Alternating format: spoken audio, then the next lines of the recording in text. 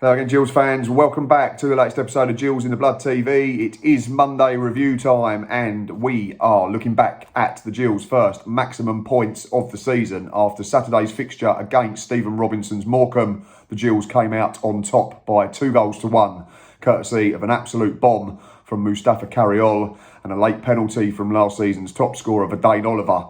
But before we get into the whys and wherefores of the game, I just want to say that I was lucky enough to meet James Wakefield and Charlie Appleyard, both directors at Morecambe, two really top blokes. The club is in good hands with directors like that. They come and saw me outside the conference centre before the game and invited myself and Boz up to the away fixture in February. So we'll be doing all we can to get up to the Mazuma for the return game. Obviously, I'm sure James and Charlie will be after a little bit of revenge. Yeah, the game itself, I thought Gills started really well.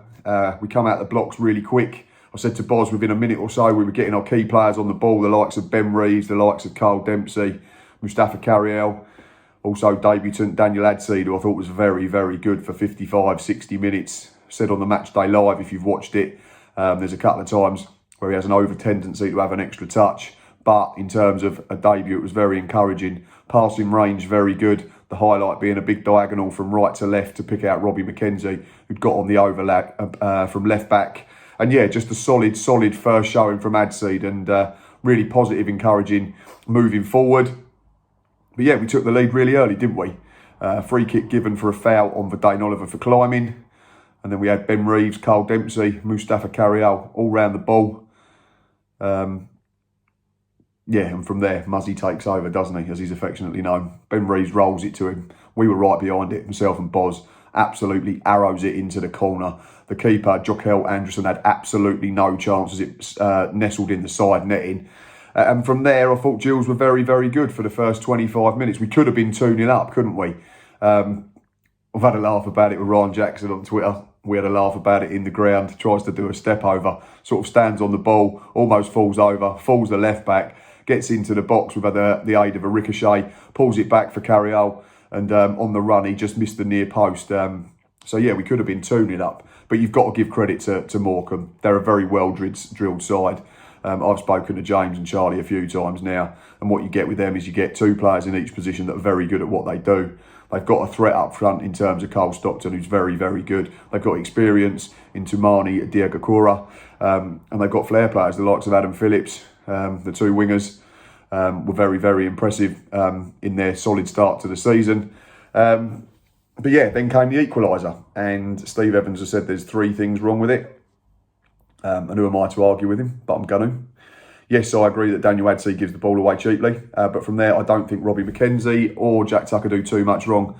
Cole Stockton's got his back to goal. We're forcing him wide, we're forcing him wide, we're forcing him wide, to the point where he has to chance his arm, gets a shot away. Jamie Cummings should save it. There's no ifs or buts about that. He gets two hands on it and it goes through them both and into the corner. And from there, you've got to credit the Shrimps. They were very, very good. They probably had their best spell of the game. Could have had a penalty. Looks like a spot kick, fouled by Robbie McKenzie, who had an extra touch and then has a swipe at the player who runs across him. Would it have been soft? Potentially. But it's certainly one I'd have been screaming for if it was the other way round. And yeah, they were very, very good up until the break. And I said to Boz, I think with about 2 or 3 minutes to go before the half-time whistle, that we needed the break just to settle down, regroup and go again. And we did that really well, didn't we? Second half, I thought we were the better side. Morecambe played on the counter-attack for me. We were doing all the pressing. We were making all the running. And Danny Lloyd come on and really, really changed the pattern of the game, didn't he? In terms of our intensity.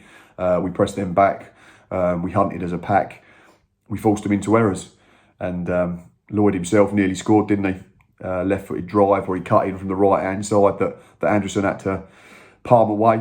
And then Dane Oliver tried to clip the ball back into a danger zone after that. But Morecambe defended it well and got it smuggled clear. Oliver Lee was another introduction as well. Just not quite working for me at the moment for Ollie Lee. Seems to be, just seems to constantly have a poor first touch. The ball seems to be running away from him, and we know he'll get better because he's a very good footballer, and we've seen that over the last 2 seasons. So always a good sign if you've got a couple of people that are not quite at it and you're still winning football matches. Obviously, the big moment, second period, was the penalty. Was it, wasn't it? Was it on Max Amer? Was it on Danny Lloyd? I think it's been confirmed on Quest, Sky Sports and the Gills official match report that it was for a trip on Danny Lloyd. The more I see it, the more I think it's a penalty. I'm not sure about the first one. Max Amer's backing in. The defender's trying to get round him, so I think it's a little bit of 6 of one and half a dozen of the other. But for me, that there's contact. The defender has a big swipe across Danny Lloyd's ankle. If there's contact, he goes down. It's a penalty. But to play devil's advocate, if you're going to give that one, you probably should have given the one against Robbie McKenzie in the first half. And you never know if they got themselves in front. Could have been a very good, a very different game. But luck was on our side. And Verdane Oliver yet to get off the mark this season before yesterday. Immediately went and clutched hold of the ball, put it down on the spot with purpose, and went for power down the middle, sent the keeper the wrong way. And just a little side note about that pressing that we really got the hang of when Danny Lloyd came on. I think it was that pressing that caused Gills Anderson to kick the ball into touch for half rowing, which ultimately led to the spot kick. So just a little side note on that, an indirect assist, if you will. But yeah, to sum up, I think we just about did enough second half at least to win the 3 points. Move on now to best opposing player, so best shrimp on the afternoon, and there was a few candidates for me. I think Toumani Diagakura was very, very good. His experience is going to be crucial for this Morecambe side, stepping up to League One from League Two for the first time ever. He was impressive. He keeps everything simple. He keeps them ticking over. He wins the ball. He gives it to others, and he sweeps up in front of his back four and keeps everything nice and tidy from their point of view. Cole Stockton, we knew all about him beforehand, didn't we? It was whether we could stop him. I think we did it pretty well on the whole. Obviously he scored, so he's had a decent afternoon personally. But for me, it was Adam Phillips. I thought he was very, very good in the middle of the park. Constantly found pockets of space. Constantly trying to get on the front foot and play clever passes into dangerous areas. I know we spoke to James on the match preview on Thursday, and he said that it was a toss-up between him and one other to start. He said what Adam Phillips will do is just that. He'll be creative, he'll be brave. He might lose the ball a few times, but he can unlock a defence. And he was very, very impressive for me. And I think if they can keep him fit, keep Diagakura fit, and certainly keep Cole Stockton fit, I think Stephen Robinson's a good enough manager to keep them well out of trouble this season. I've said that a few times. I had them 19th in my pre-season season preview video. From what I've seen over the first few weeks of the season, I think they'll be a little bit higher. They've got absolutely nothing to worry about for me. But yeah, best shrimp on the day for me was Adam Phillips. Gills player ratings is the next section, and these were devised by myself and Boz. It was a joint effort as we left the ground on Saturday afternoon at 5 p.m, fresh in the knowledge of the first 3 points of the season. You always tend to mark up a little bit, don't you, when you've won? But we try to do it as fairly as possible. We went Jamie Cummings 6.5. Purely because if he hadn't let that goal in, which was soft, we'd have probably had a clean sheet, and then he might have been giving him a 7, 7.5. But credit to Cumming after that, he was very, very solid. He came and claimed crosses, wasn't overly worked, but everything that he did from that point on was very good. I thought Ryan Jackson and Robbie McKenzie, we gave both a 7 at fullback, considering they played so little football. I thought they were both really solid, and both did really well to get through the full 90 minutes, which is only going to bode well moving forward. Centre-back pairing, absolutely immaculate again. Max Amer 7.5 for us. Jack Tucker just slightly better, 8. They were very, very good. Take the goal out from Cole Stockton. I think they marshalled him pretty well. Reduced him to shots from outside the box. Remember the one for the goal, and I remember one second half that went down the concourse behind the goal at the Brian Moore end. That Jamie Cumming had to go and fetch on his own. But yeah, they were both very good. Daniel Adsey, we've already spoken about him briefly. We gave him a good solid 7. Plenty of good stuff. Couple of things to work on, but that'll come with training sessions and more games with the boys. Stuart O'Keefe and Ben Reeves from the sides of that diamond were 7s as well. Stuart O'Keefe, belligerent, breaking up play, being horrible to play against. Does exactly as he says on the tin. Ben Reeves, I thought that was probably one of his best performances so far. He got on the ball really early, and that seemed to give his confidence a boost. It's an assist for the goal. However far the pass is 2 yards, 20 yards, it's still an assist. So that goes in that column. But I just thought he was very tidy in possession. He gives us good balance because he's left-footed on that side of the diamond. We've played Stuart O'Keefe there a couple of times, and it looks a bit lopsided because he has to keep coming inside. But yeah, Ben Reeves a solid 7. Carl Dempsey, the skipper, 7.5. Second half, I thought he ran the show. He was very, very good. He was getting into really good areas, pockets of space. Set-piece delivery was generally good.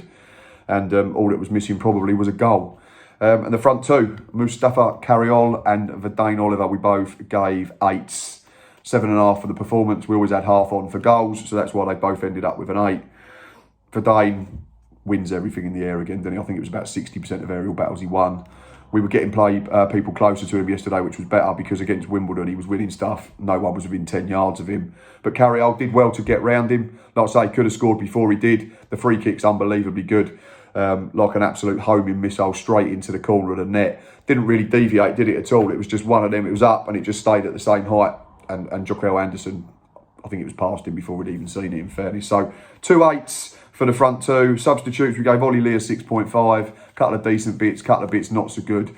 Just looks like he's struggling for a bit of form at the moment, but I'm sure that will come. And Danny Lloyd, not man of the match, but he's certainly the catalyst to us winning the games with his high intensity pressing. He's running in behind, his intelligent positional sense, and he's a threat with the ball. And that came, like I say, he had that shot, that snapshot from the edge of the box that was palmed away by the keeper. So that is the Gills player ratings. Final section is the Gills man of the match for the 90 minutes on Saturday, and this was a tough one.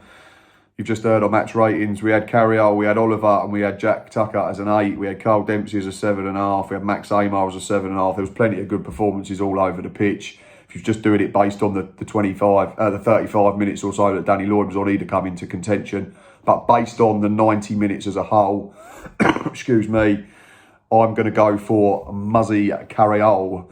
Scored a free kick, nearly scored again with an ambitious overhead kick second half. Was a constant threat when he played up top right next to Verdane Oliver. He was getting onto them flick-ons, getting in behind. Like I say, nearly scored early on before the goal. Then he got moved to the left and we changed the system second half. He was very good out there as well. Terrified the right back. Got to the byline a few times. Good delivery into dangerous areas. And yeah, looks a real find at the moment. If we can get him fully fit very quickly, then we've got one hell of a winger on our hands. So yeah, man of the match for Gills, Mustafa Carriol.